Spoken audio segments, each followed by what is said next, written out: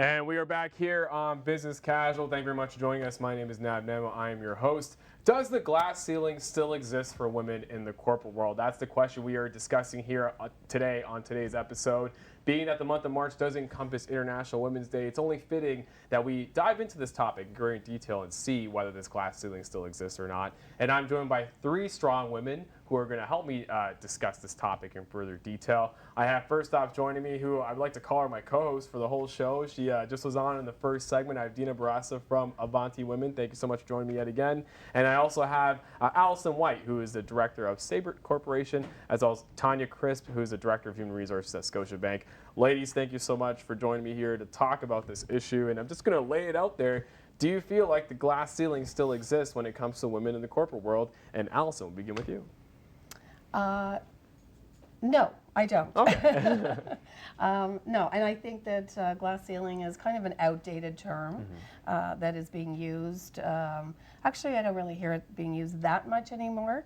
I don't think that there's a glass ceiling anymore. I think that we have broken through the glass ceiling. I think we've made a lot of really great strides as women in leadership roles and in a lot of organizations that are recognizing gender diversity. You know, it's interesting you mentioned the term glass ceiling being old-fashioned, because some would argue that the actual issue around gender inequality in the workplace as being something that's very old-fashioned and outdated. What do you women think about that? Do you think that's something that's still apparent today, or are we simply just hearkening on an issue that probably was something a couple years ago, but not so much now? Yeah, I mean, the fact is we've come a long way overall, but if you really look at the statistics about women in leadership roles and senior leadership roles, the reality is there still is a lack of representation. I think, you know, less than 5% of CEOs are women.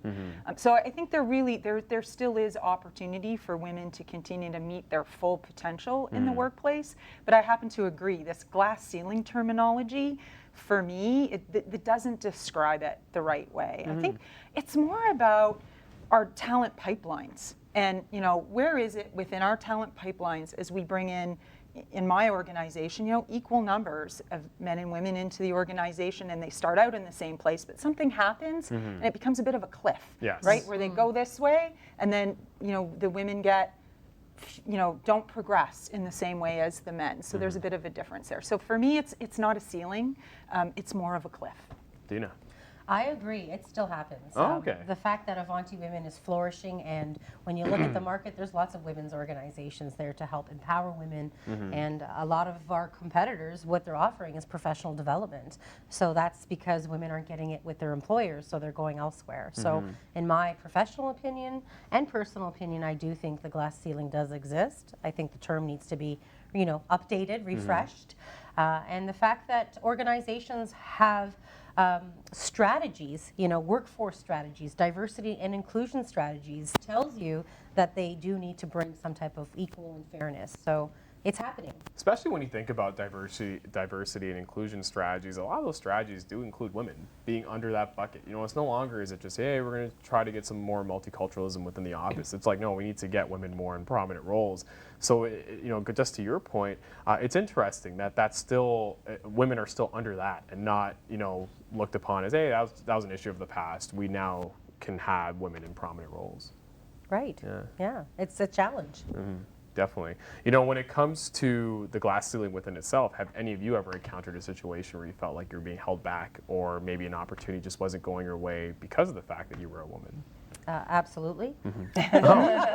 Feel free to elaborate. Well, don't be shy. I won't name the organization, but I'll say a prominent professional services organization. Okay. And, you know, it's all about generating revenue, billable hours. And I think that it was quite a few years ago, but part of the reason why Avanti Women evolved, Recipe for Success, was because women weren't able to navigate through the organization because there wasn't a process or a system or some type of setup for success for women to get ahead.